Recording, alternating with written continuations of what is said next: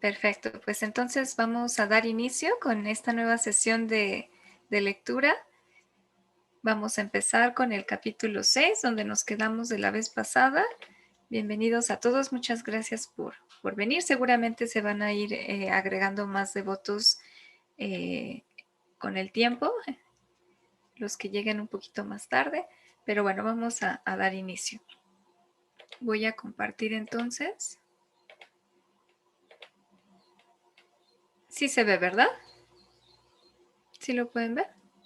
Sí. Sí. Ok, Sí. perfecto. Ok, bueno, muy bien. Entonces voy a comenzar. Capítulo 6. Gestión del dolor y el uso de medicamentos alopáticos. Una de las comprensiones fundamentales al evaluar el dolor consiste en aceptar que el informe personal que dé el paciente es el indicador más fiable de la intensidad del dolor que siente.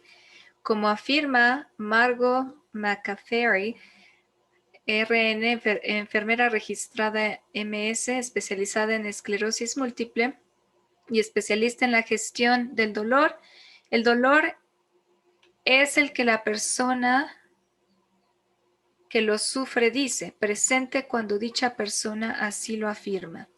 El dolor es un subjetivo sometido a la influencia de nuestra infancia, experiencias vitales y cultura.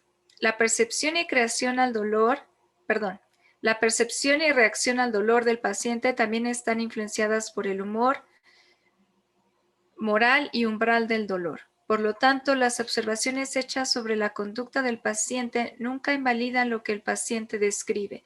De modo similar, el sueño o la sedación nunca han de confundirse con el alivio del dolor. Alguien con exceso de dolor puede adormecerse simplemente debido al agotamiento, pero despertar al cabo de un rato sumido en la agonía. Algunos pacientes son reacios a admitir que sienten dolor, llegando incluso a negar que sufran dolor alguno. Esto puede ser así por múltiples razones. Algunos pacientes terminales temen volverse adictos a los analgésicos si los toman de manera regular. Los familiares también suelen creerlo a veces, reforzando así la opinión del paciente. Algunos temen los efectos secundarios asociados a los analgésicos. Otros consideran una debilidad admitir que tiene dolor o sienten simplemente que se volverán una carga para el cuidador si se quejan. Además, algunos pacientes temen no estar alertas y despejados mentalmente si sucumben y toman analgésicos. Los medicamentos analgésicos, si se administran correctamente, pueden ofrecer alivio al paciente sufriendo sin los efectos secundarios de una sedación extrema. Hay un dicho entre los profesionales de los cuidados paliativos sobre la gestión del dolor. Empiecen despacio, vayan con calma. Hablaré más detalladamente de esto a lo largo del capítulo. Sean cuales sean las razones, el cuidador ha de alentar al paciente a que verbalice su malestar con el fin de aliviarse.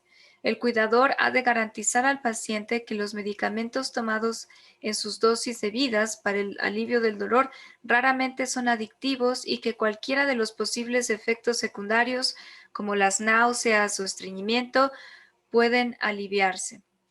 Explícale a tu paciente que las quejas debidas al dolor que se siente nunca se consideran un inconveniente ni un signo de debilidad. Dile que estás allí para facilitar su alivio de la manera que resulte más eficaz. La condición del paciente irá empeorando de manera inevitable, dificultando o incluso imposibilitando la verbalización del dolor que siente. El cuidador ha de asumir que si la enfermedad del paciente le provoca dolor cuando estaba consciente, el proceso de su enfermedad todavía ha de estar provocándole dolor, aunque no sea capaz de expresarlo.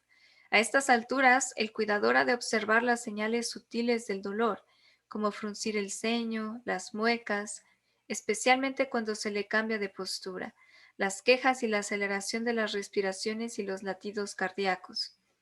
Aunque estas señales no aparezcan, han de seguir administrándose analgésicos las 24 horas para conseguir un nivel sanguíneo terapéutico que resulte de alivio. Esto garantizará que los últimos días del paciente transcurran lo más pacíficos y sin dolor posibles. ¿Alguien que quiera continuar? Hare Krishna, si quiere, madre. Muchas gracias. Sí, muchas Ujú. gracias, Madre Edith. Evaluación del dolor. Al evaluar el dolor de un paciente, el personal de cuidados paliativos suele tener en cuenta su localización, inicio, carácter, intensidad, frecuencia y duración. Un paciente en su fase terminal suele tener distintos tipos de dolor en distintos lugares. Sin embargo, no todas las quejas de dolor están relacionadas con la enfermedad. Por ejemplo, un paciente puede quejarse de molestias generales que pueden ser provocadas debido a estar postrado en cama e inmóvil. Para evaluar con precisión el dolor del paciente, es mejor hacerle las siguientes preguntas. ¿Dónde le duele? ¿Cuándo empezó? ¿Qué tipo de dolor es? ¿Es apagado, palpitante, punzante, doloroso o agudo? Esto proporciona pistas sobre la fuente del dolor, como óseo, visceral, nervio o músculo. Por ejemplo, la neuralgia suele percibirse como una quemadura intensa u hormigueante, mientras que el dolor óseo se siente como un dolor punzante o agudo. Permitir al paciente que describa el dolor con sus propias palabras. ¿Cuál es la intensidad del dolor? ¿Es leve, molesto, angustiante, insoportable? Una escala de clasificación del dolor comúnmente utilizada es la escala del dolor del 0 al 10. Puedes poner en práctica la escala del dolor del 0 al 10 explicando previamente que el 0 expresa ausencia del dolor y el 10 es el dolor más insoportable jamás experimentado. Pedirle al paciente que evalúe su dolor de 0 al 10. El poder ver la escala del dolor a veces ayuda al paciente a evaluar mejor su grado de incomodidad. Puedes hacer una escala de clasificación del dolor de 0 a 10 dibujando una línea horizontal en una hoja de papel. Escribir un 0 en un extremo y un 10 en el extremo opuesto. Rellenar los números que faltan. La escala del 1-4 se considera un dolor leve. La escala 5-6, dolor moderado, y la 7-10, dolor intenso. Sin embargo, un paciente puede tolerar el dolor en la escala 6 o 7, por ejemplo, mientras que otro puede que necesite alivio del dolor en, y ahí quede, ah, ahí está, en 1, ahí está, del 1 o 2 para estar a gusto. Repetimos. El dolor es subjetivo e individualizado. ¿Cuánto tiempo dura el dolor? ¿Es esporádico? ¿Es constante? ¿Empeora el dolor a ciertas horas del día? ¿Qué empeora el dolor? ¿Estar sentado, de pie, caminando? ¿Hay algo que alivie el dolor? ¿Se ha producido algún cambio en el dolor desde ayer o desde esta mañana? Aunque sea el objetivo, no siempre se consigue el nivel cero de alivio cuando se está en fase terminal. McCaffrey sugiere, el alivio satisfactorio del dolor es un nivel de dolor que es perceptible, pero no angustiante, aquel que permite que el paciente duerma, coma y lleve a cabo otras actividades físicas requeridas o deseadas. Es esencial la evaluación constante del dolor del paciente. El dolor terminal puede intensificarse y nuevos dolores pueden desarrollarse, a veces diariamente. La evaluación inadecuada del dolor del paciente puede resultar en un tratamiento ineficaz y sufrimientos innecesarios. Muchísimas gracias. ¿Alguien más Vale. que quiera continuar?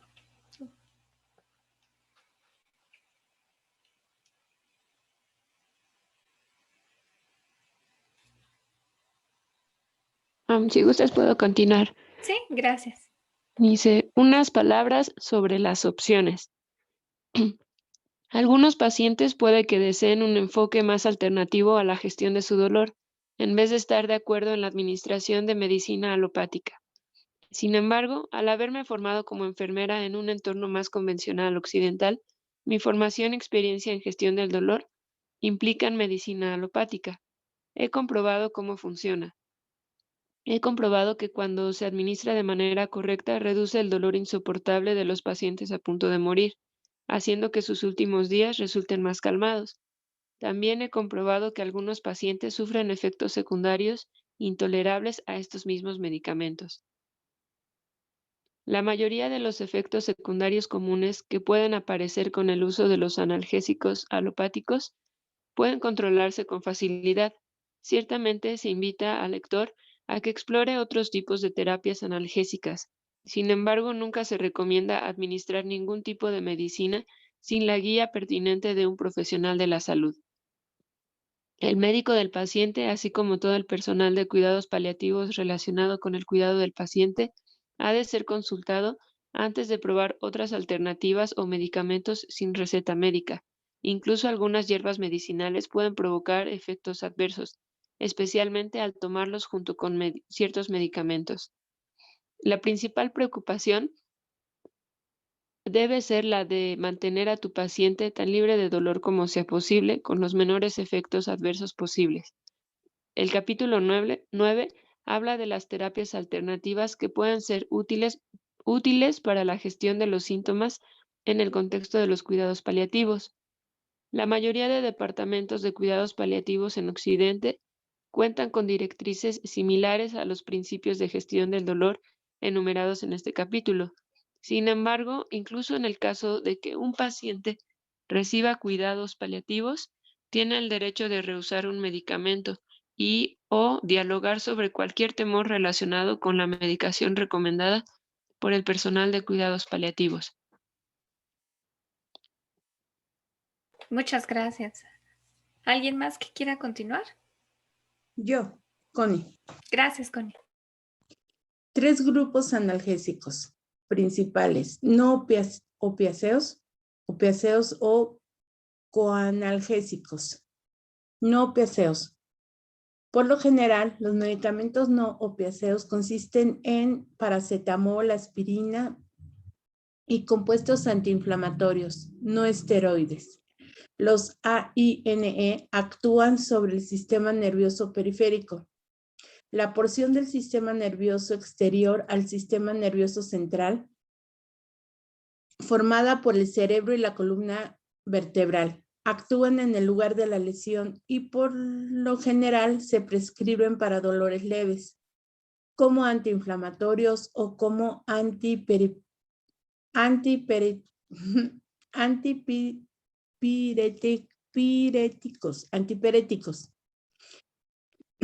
Para dolores leves, para reducir la fiebre. Muchos no opiáceos pueden adquirirse sin receta médica, como el paracetamol, por ejemplo el Tylenol, aspirina, ibuprofeno, por ejemplo Advil, Motrin, Nuprin, y naproxeno sódico, como el Aleve. El acetaminofén también se denomina paracetamol en algunos países. Ejemplos de AIN, que son no opiáceos, se requiere una receta médica son el ketorolaco, trometamo, toradol, indometacina, indocin, nabumetona, relafen y trisalicilato de magnesio de colina, trilacete. Como ocurre con la mayoría de medicamentos, los AIN tienen un tope de dosificación si se usan diariamente.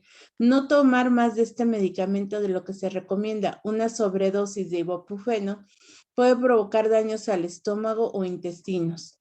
La dosis máxima de ibuprofeno recomendada generalmente para adultos es de 800 miligramos por toma o 3.200 miligramos al día, 4 dosis en 24 horas.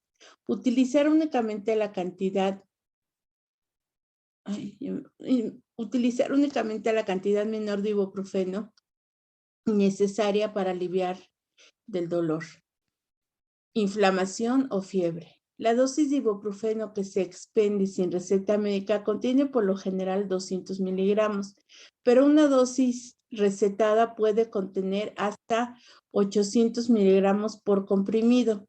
Este medicamento nunca debe tomarse con el estómago vacío. Se recomienda que el ibuprofeno se tome con alimentos o leche para evitar malestar estomacal. Por lo tanto, para evitar la toxicidad es necesario mantener registros cuidadosos de cuándo de cuándo y cuánto del medicamento se administra. Entre los posibles efectos secundarios del ibuprofeno, así como de los demás, tenemos, aunque no se limitan a mareo, dolor de cabeza, nerviosismo, edema periférico, hinchazón de las extremidades, tinnitus, zumbido en uno o ambos oídos, malestar epigástrico, náuseas, úlcera estomacal, diarrea, estreñimiento, sangrado prolongado, picor y sarpullido. Menos común es la insuficiencia renal aguda, pero puede ser un efecto secundario potencial mortal. Los AINE siempre se administran con comida y nunca con el estómago vacío. Los AINE sin receta médica nunca se administran a un paciente sin consultar a un médico o enfermera de cuidados paliativos, debido a las posibles interacciones adversas con los medicamentos. Además, si un AIN es ineficaz a la hora de tratar el malestar del paciente, tratar con otro AIN puede resultar más eficaz. La aspirina, aunque es un excelente analgésico para los dolores leves, tiene una alta incidencia de irritación estomacal. Siempre se tomará con leche, alimentos, un gran vaso de agua o un antiácido para reducir el malestar gastrointestinal. También actúa como agente antiinflamatorio, como antipirético. La aspirina tiene un efecto diluyente de la sangre. Y muchos pacientes cardíacos toman aspirinas en dosis pequeñas diariamente por sus factores anticoagulantes. Sin embargo, por lo general, no se recomienda a un paciente que ya esté tomando medicación diluyente de la sangre o a un paciente con insuficiencia renal hepática, un historial de úlceras gástricas u otros trastornos hemorrágicos. Es menos probable que la aspirina con envoltura etérica provoca malestar gastrointestinal, pero como los comprimidos con envoltura etérica, así como las de liberación sostenida, se absorben más lentamente. No es adecuada para el alivio rápido del dolor, fiebre o inflamación, como ocurre con los AIN. Es mejor consultar al médico o enfermera de cuidados paliativos antes de administrar aspirina sin receta médica, pues no interactúa bien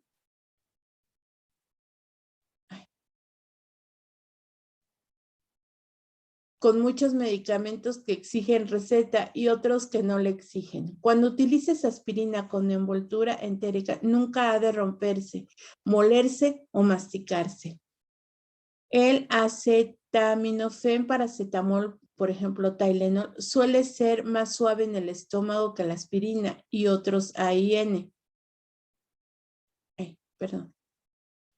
Pero no se tienen los mismos efectos antiinflamatorios. Generalmente se administra en caso de dolor leve para reducir la fiebre. Cuando un paciente de cuidados paliativos ya no puede tragar los comprimidos enteros, el paracetamol puede administrarse de otras maneras, en forma líquida, masticable o supositorios rectales.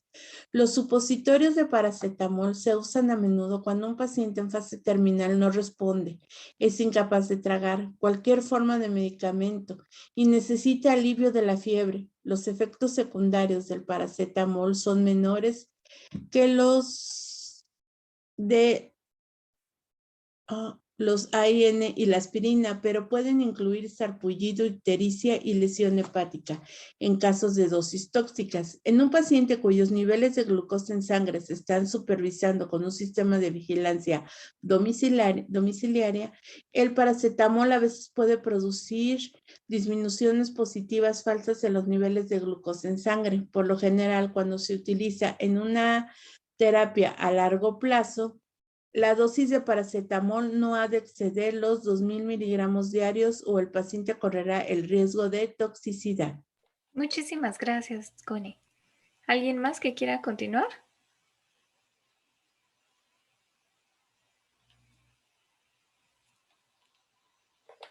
Bueno, continúo y a ver quién más se anima. Opioides. Los opioides es el término preferido para denominar la medicación narcótica.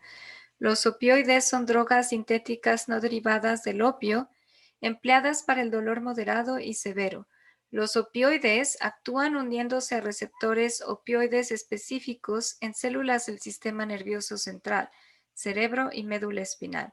Una intervención importante en el manejo del dolor, dolores leve a severo, consiste en anticipar y prevenir el dolor en vez de tratarlo tal como se va manifestando. Esperar a la reaparición del dolor antes de administrar la siguiente dosis de medicación contra el dolor es inútil y solamente sirve para colocar al paciente en un interminable ciclo de angustia y alivio. Es por eso que es tan importante administrar dosis durante todo el día, por ejemplo, administradas a ciertas horas establecidas del día. Nadie tendría que estar esperando hasta estar retorciéndose de dolor antes de recibir la medicación que lo alivia. Una vez que se produce el dolor, es más fácil de controlar. La anticipación de parte del cuidador es la clave para una gestión del dolor exitosa. El sufrimiento del paciente crece cuando se combina con la ansiosa expectativa del dolor inminente. Cuando el dolor del paciente se controla utilizando un método de administración permanente, se libra de dolor o lo más libre de dolor posible. A continuación, permanece con una dosis estable de medicamentos hasta que el proceso de la enfermedad se agrava y de nuevo ha de elevarse la dosis para que produzca alivio. Opioides leves y moderados. Algunos opioides son eficaces en el caso del dolor leve a moderado, como la oxicodona, por ejemplo, Percocet, o hidrocona, por ejemplo, Lorbat o Vicodin. Muchos de estos medicamentos vienen combinados y pueden contener paracetamol o aspirina.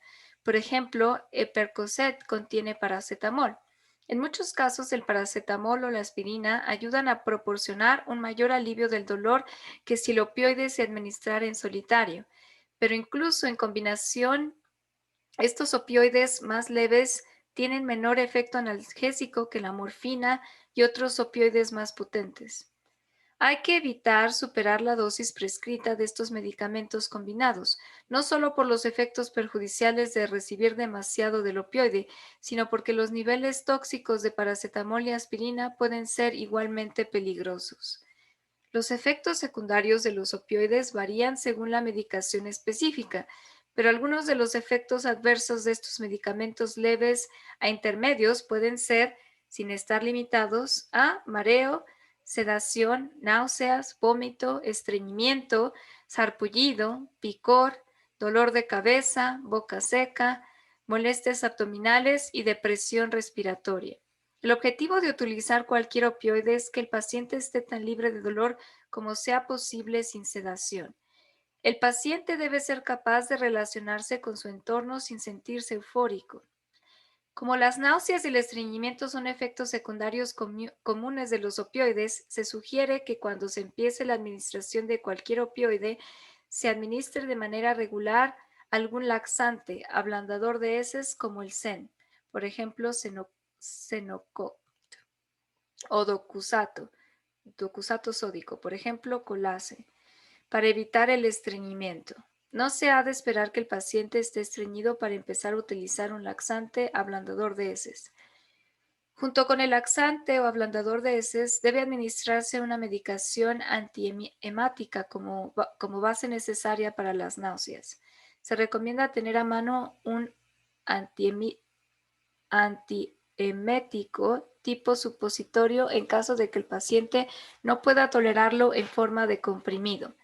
En noviembre de 2010, la Administración de Alimentos y Medicamentos de Estados Unidos, FDA, según sus siglas en inglés, pidió a la empresa farmacéutica que fabrica los medicamentos recetados para el dolor Darvon, nombre genérico propoxifeno, y Darvocet N, propoxifeno con paracetamol, que retirara dichos medicamentos del mercado estadounidense. La FDA afirma que el compuesto propoxifeno pone a los pacientes en riesgo de anormalidades del ritmo cardíaco potencialmente graves o fatales. Dicha medicación se recetaba generalmente en casos de dolor leve a moderado. El director de la Oficina de Vigilancia y Epidemiología de la FDA afirmó: recomendamos a los médicos que dejen de recetar estos medicamentos. En el caso de los pacientes que no dejen de tomarlos, pero les instamos a que se pongan en contacto con su profesional de salud. No se demoren. La eficacia del medicamento es reducir el dolor. La eficacia del medicamento en reducir el dolor ya no es suficiente para compensar los graves riesgos cardíacos potenciales del medicamento. Entre los opioides comúnmente empleados para el dolor leve a moderado tenemos Lorbat, 7.5 o 500. Lorbat también viene en varias dosis. El primer número, 7.5, se refiere a la cantidad de miligramos de bitartrato de hidrocona en cada comprimido. El segundo número es 500, se refiere a la cantidad de miligramos de paracetamol en cada comprimido. Percocet contiene 325 miligramos de paracetamol y 5 miligramos de clorhidrato de oxicodona. Percodan contiene, Roxicet, 5 de 500, contiene 500 miligramos de paracetamol y 5 miligramos de clorhidrato de oxicodona. Tylenol con cadeína, esta combinación viene en números del 1 al 4. Todos contienen 300 miligramos de Tylenol con varias dosis de cadeína que oscilan desde los 7.5 miligramos a los 60 miligramos por comprimido.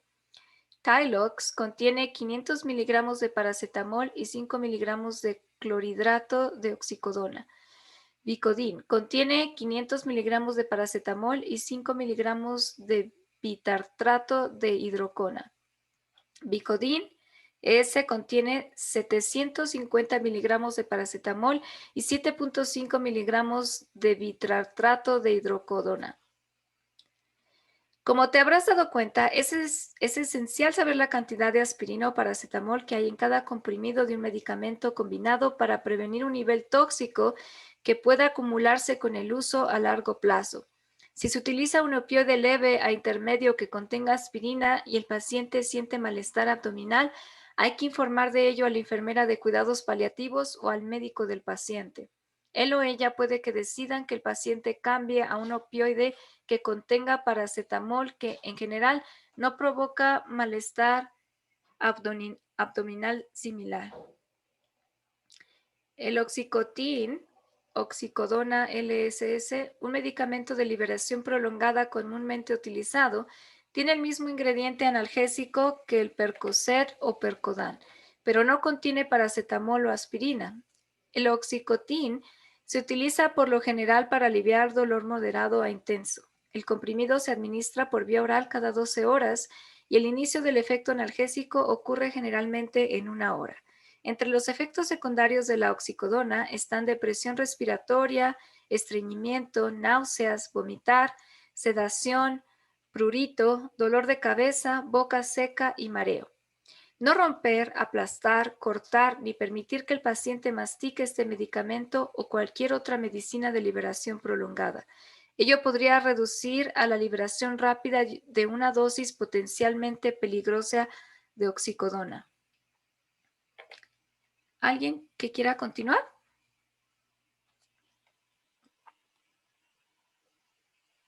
Hare Krishna, madre, sí. Hare Krishna, muchas gracias. Los opiáceos fuertes suelen aconsejarse en la mayoría de los dolores relacionados con el cáncer y otros de moderado a severo. Algunos opiáceos comúnmente recetados, utilizados en los cuidados paliativos, influyen sulfato de morfina, hidromorfona, diluidid y fentanil. Sulfato de morfina. El dolor del tejido blando o visceral, dolor derivado de los órganos internos, responde por lo general bien al sulfato de morfina, que se presenta en varias formas y potencias y puede administrarse por varias vías. En los cuidados paliativos, la vía oral es la preferida, pero no siempre es posible, pues la enfermedad del paciente puede dificultar el tragar. A menudo, la enfermedad en sí misma, como el cáncer de esófago, imposibilita que el paciente tome medicamentos por vía oral. A algunos pacientes simplemente les desagrada tragar comprimidos. Algunos tipos de morfina pueden administrarse por el recto como supositorios o se encuentran disponibles en líquido concentrado y pueden administrarse debajo de la lengua utilizando un cuentagotas. Cuando se administra un medicamento bajo la lengua, suele denominarse la vía sublingual. En general, ciertas vías de administración de la morfina se utilizan como último recurso en cuidados paliativos. Esas vías incluyen la intravenosa o IV, una inyección en un catéter conectado a una vena. Intramuscular, una inyección en un músculo. Las vías IV se consideran invasivas, pueden provocar infecciones o simplemente son una fuente de molestia para el paciente. Las IV también limitan la movilidad, reduciendo así la calidad de vida del paciente. Las inyecciones por vía intramuscular de manera regular resultan inconvenientes y pueden ser dolorosas, especialmente si el paciente en fase terminal ha enflaquecido debido a la enfermedad y a la pérdida de apetito. Sea cual sea la vía que se emplee, el objetivo de la morfina es reducir el dolor del paciente sin causar somnolencia. Si la morfina ha servido para reducir el dolor del paciente, pero lo deja somnoliento, debe reducirse la dosis de morfina sin arriesgar el alivio del dolor del paciente. Es esencial una evaluación continuada del dolor del paciente, pues algunos tipos de dolor, como el dolor de hueso y nervios, responde mal o no responde en absoluto a la morfina. El sulfato de morfina viene en formas de liberación instantánea inmediata, de acción más corta, así como en formas de liberación prolongada que duran de 12 a 24 horas. Eliminar los mitos. Muchos miedos rodean el uso de la morfina. Algunos médicos se resisten a recetar esta medicación a un paciente en fase terminal, temiendo que a medida que desarrollen tolerancia al medicamento, van a tener que aumentar la dosis, pues el control del dolor va volviéndose ineficaz. He tenido muchos pacientes que tenían miedo de tomar morfina porque le preocupaba el volverse adicto. Los familiares a veces expresan la preocupación de que la morfina hará que el paciente padezca insuficiencia respiratoria. Desdichadamente, esos mitos conducen a veces a una mala gestión del dolor en el caso de los pacientes en fase terminal. Por uso correcto de la morfina, queremos decir que se administra para un tipo de dolor que responde bien a la morfina, como el dolor visceral y del tejido blando, y que la dosis se ajusta correctamente, es decir, que el paciente empieza con una dosis baja y luego recibe dosis crecientes en aumento, adecuados hasta que el dolor sea aliviado. Si el dolor aumenta de nuevo, la dosis de morfina aumenta. Si el ajuste se lleva a cabo de manera correcta, el dolor del paciente debería aliviarse sin provocar somnolencia. Por razones desconocidas, algunos pacientes pueden desarrollar tolerancia a la morfina cuando la reciben por vía intravenosa. Esto no suele ocurrir cuando se administra por vía oral, rectal, sublingual, subcutánea o intramuscular y se administra en el caso de dolor de tejido blando o visceral. Cuando el dolor del paciente queda controlado, puede permanecer con la misma dosis de morfina durante semanas o meses sin desarrollar tolerancia. Hay problemas cuando la morfina se administra en el caso de dolor que no responde al medicamento, como es el caso del dolor óseo, neuralgia o dilatación gástrica. Entonces, se aumenta erróneamente la medicación más y más, pensando que con el aumento de la dosis aliviará el dolor. Pero si el dolor no es receptivo a la morfina, ninguna cantidad de este opiáceo procurará alivio. Además, el uso continuado de la morfina por vía oral no produce ningún efecto eufórico cuando se utiliza correctamente para el alivio del dolor. Esto es cierto también en el caso de la depresión respiratoria. En tanto, en cuanto se ajusta adecuadamente la morfina y la dosis se reduce si el paciente presenta somnolencia excesiva, no debe tenerse miedo alguno de que la morfina contribuya a que la respiración del paciente se interrumpa. Muchísimas gracias, María Diti. ¿Alguien más que quiera continuar? ¿Quién dice yo? Yo. Gracias, Connie. Morfina instantánea de liberación inmediata. En cuidados paliativos se utiliza comúnmente morfina instantánea de liberación inmediata al empezar un paciente el tratamiento con morfina. La morfina de liberación inmediata instantánea produce efecto por lo general a los 20 minutos de la administración y tiene un efecto analgésico de 2 a 4 horas. Cuando el dolor del paciente se ha controlado, la dosis puede transformarse en morfina de liberación prolongada y administrarse cada 12 horas durante todo el día. Además, ahora se produce morfina de liberación prolongada que se toma una vez cada 24 horas. La morfina de liberación inmediata instantánea puede entonces utilizarse para alivio del dolor en función de las necesidades junto con morfina de acción prolongada como el principal analgésico. Algunos ejemplos de sulfato de morfina de acción más corta e instantánea de liberación inmediata. Roxanol concentrado. Se trata de una solución concentrada de sulfato de morfina que empieza a aliviar el dolor en unos 15 minutos tras su administración y tiene un efecto máximo aproximadamente de 30 minutos. Tiene un sabor amargo. Si el paciente la tolera, una dosis moderada puede mezclarse con una pequeña cantidad de zumo de fruta, 1 a 2 cucharadas, para que el sabor sea más agradable. Esta forma de morfina se administra usualmente empleando unas cuentagotas.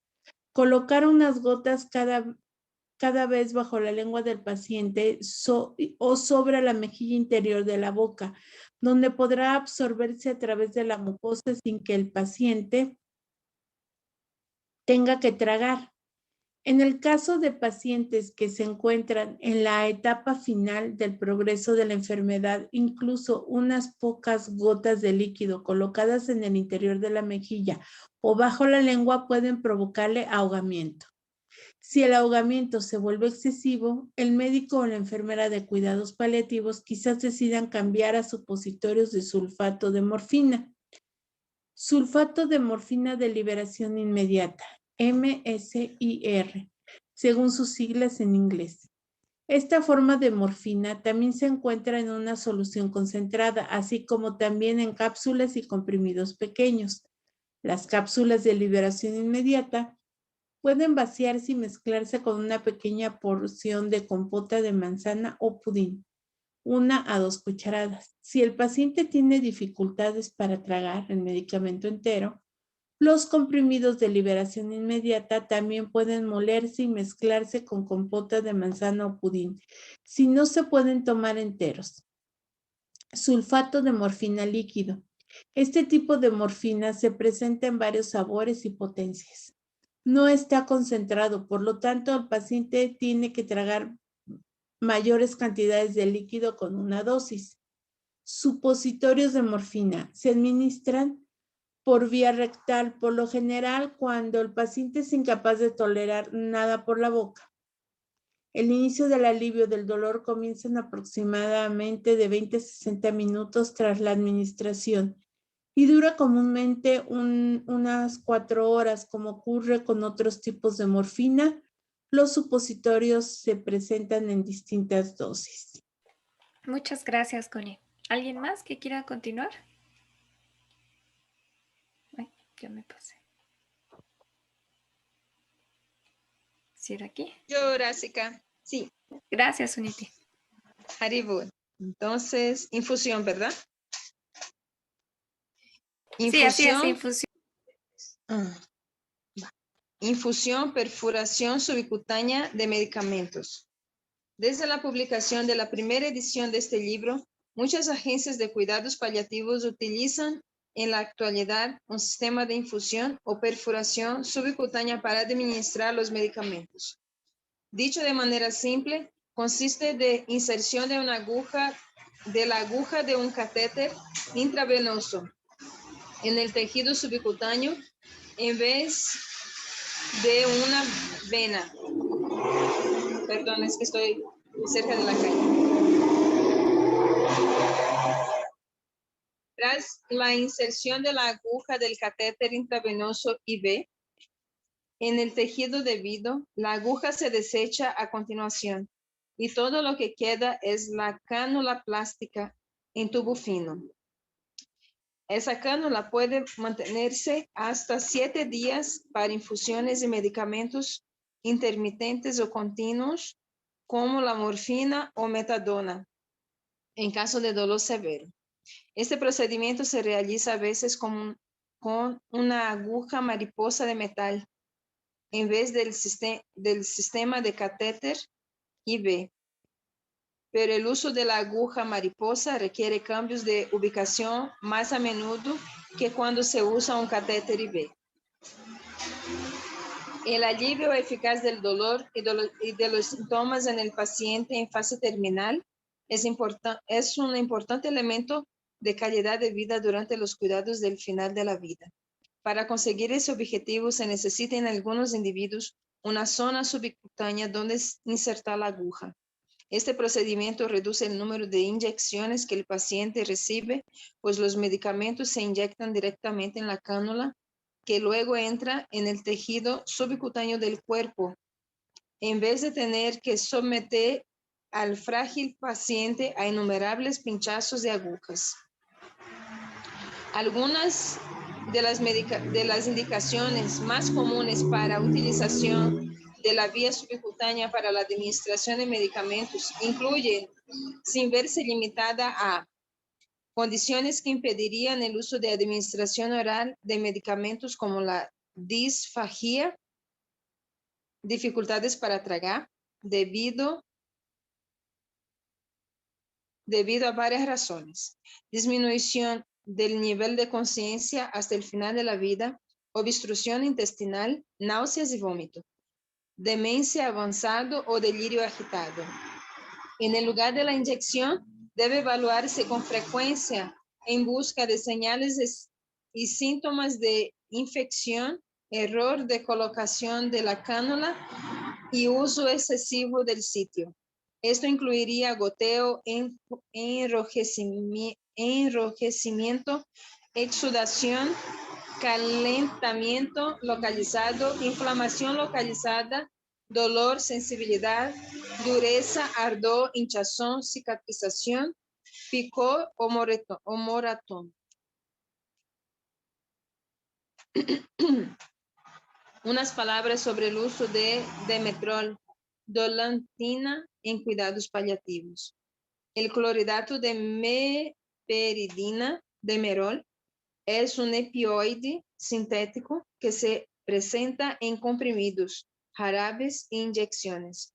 Tiene un inicio rápido con menor estigma asociado que la morfina, pero de acción corta, pues solo dura 3 horas.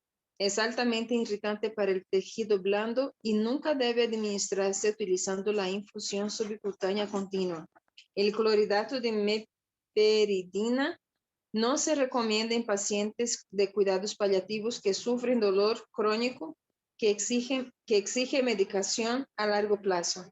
La meperidina y su metabolito activo, normeperidina, un estimulante del sistema nervioso central, se acumula en el cuerpo y puede alcanzar rápidamente niveles tóxicos, especialmente en el caso de pacientes con insuficiencia renal.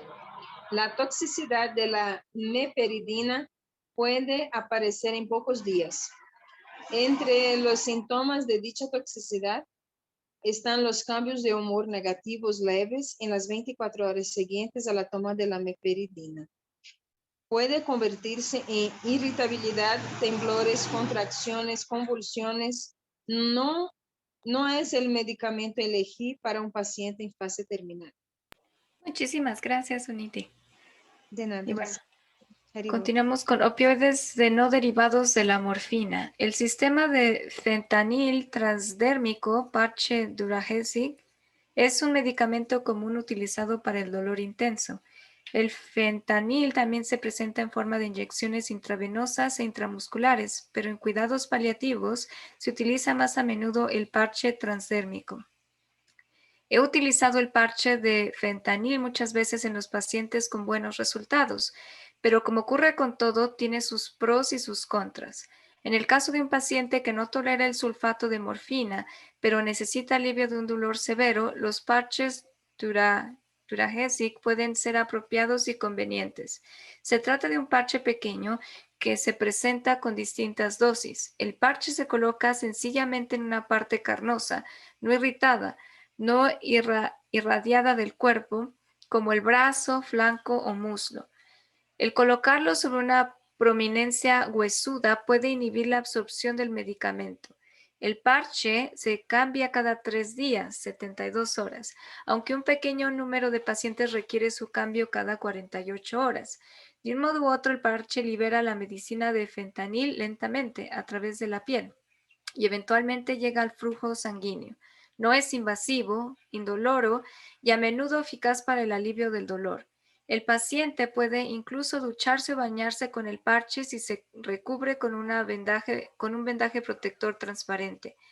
El parche Duragesic puede ser adecuado para pacientes que no han tenido éxito con opiáceos orales, no pueden tolerar la morfina o para pacientes que tienen su nivel de dolor estabilizado. Los pacientes con cáncer de colon pueden experimentar malabsorción de analgésicos orales y pueden verse beneficiados con el uso del parche Duragesic para el alivio del dolor. Sin embargo, no se recomienda en el caso de pacientes que requieren frecuentes ajustes de medicamentos. Valoración. Es difícil valorar la dosis de medicación utilizando un parche Duragesic porque el paciente puede tardar hasta 6 días en alcanzar el equilibrio de la nueva dosis. Obviamente, no es la vía que se ha de utilizar si el paciente sufre una crisis de dolor y necesita alivio rápido. Los niveles séricos del medicamento aumentan durante las primeras 24 horas tras la aplicación del parche, así que el alivio del dolor no se puede evaluar el primer día de uso. Tu enfermera de cuidados paliativos proveerá probablemente un opioide de acción más corta que se irá administrando al paciente, según sea necesario para aliviar el dolor mientras esperas los efectos plenos del parche Duragesic. Cuando se quita un parche Duragesic, cerca del 50% del medicamento permanece en el sistema personal durante 17 horas. Hay varias empresas farmacéuticas que hacen varios tipos de medicamento fentanil de acción inmediata para alivio del dolor. Cuando el paciente está usando parche Duragesic de fentanil de larga duración y rápidamente sufre una exacerbación del dolor que requiere una acción inmediata. Una dosis menor de medicamento que entre en el torrente sanguíneo rápidamente cuando el paciente necesita abordar inmediatamente ese repentino estallido de dolor. Una empresa produce fentanil de rápida acción, triple piruleta, que se toma chupándolo, cuando si de una golosina se tratara. Este medicamento se disuelve rápidamente en las membranas mucosas de la boca. Viene en varias dosis y se valora según sea necesario.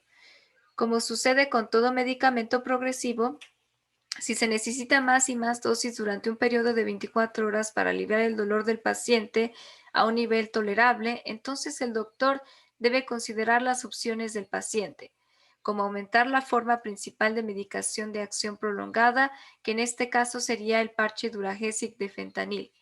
Cuando el medicamento de acción prolongada se incrementa, la medicación progresiva siempre aumenta también y todavía se receta una base necesaria con parámetros tales como cada 22 o 24 horas, como sea necesario para el dolor súbito.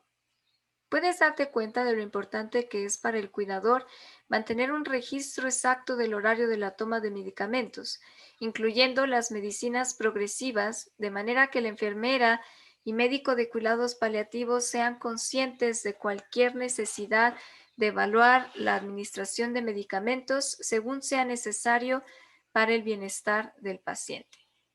Y bueno, aquí vamos a concluir. Nos vamos a quedar en la parte de coanalgésicos.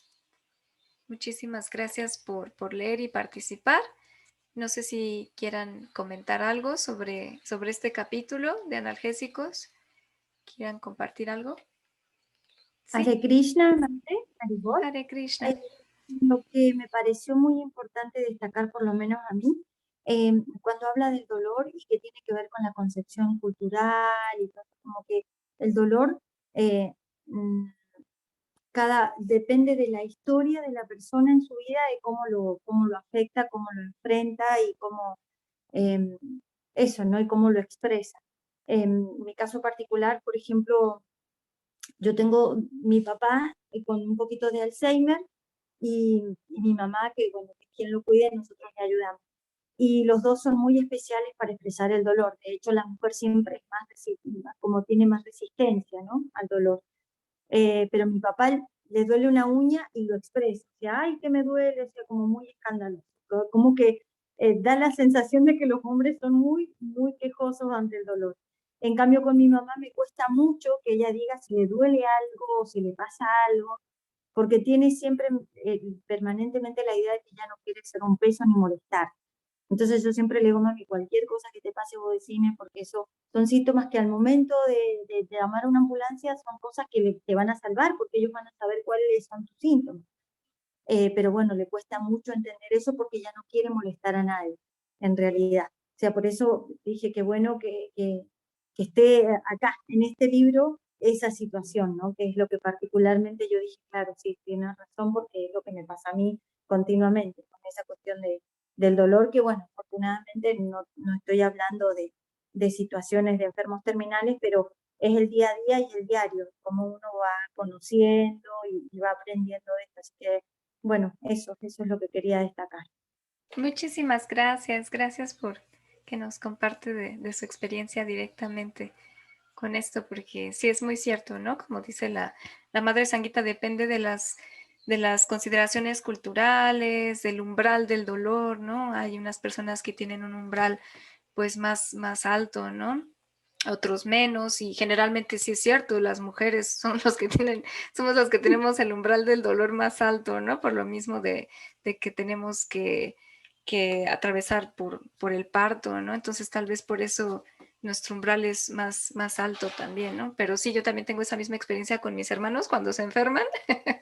Están revolcándose ahí, quejándose a todo lo que da, pero cuando mi mamá y yo nos enfermamos, pues no es tanto, ¿no? No es así, somos más aguantadoras, pero sí es cierto, en un sentido, eso no puede que no sea tan favorable si no nos dicen bien, no nos indican bien cómo están en cuanto al dolor, porque es importante, ¿no? Como dice la Madre Sanguita, que se me quedó mucho ahorita en este capítulo, que es muy importante ese registro, ¿no? Ese registro de que describan en su totalidad el dolor, ¿no?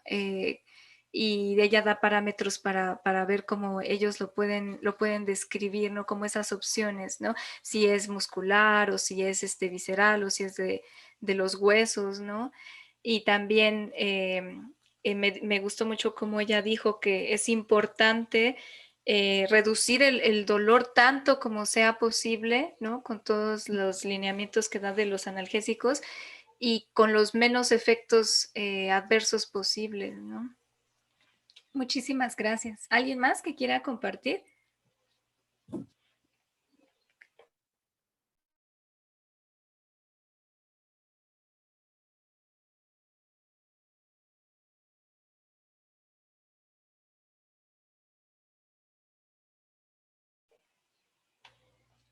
¿No? Ahora andan muy serios. Pero bueno, agradezco. Es ¿Quién difícil anda? asimilar tanta terminología médica. Bueno, para mí. Sí. Sí, yo también dije, wow, esto nunca en la vida lo había conocido, ¿no? Todas esos analgésicos, todas esas medicinas, sus combinaciones, sí es ahora sí que muy especializado, ¿no? Sí, tienes toda Pero la está razón. muy Yo bien, también me quedé así. porque la madre pues lo explica, ¿no? Así como tratando de simplificar todo, ¿no? Sí, exactamente. Lo simplifica y lo pone muy bien, pero aún así, sin la experiencia, es como bastante complicado, ¿no? Sí, así es. Entenderlo. Muchísimas gracias. Bueno, pues muchísimas gracias por haber venido, por haber estado aquí en este espacio, escuchando y leyendo juntos este libro. La siguiente semana continuaremos, yo creo que acabando el capítulo 6 y ya comenzando con el capítulo 7. Muchísimas gracias de nuevo y pues espero que tengan un maravilloso domingo, que estén muy bien. Gracias, Hare Krishna. Gracias, igualmente. Hare Krishna. Gracias. Hare Krishna. Saludos a todos. El Señor Hare Krishna.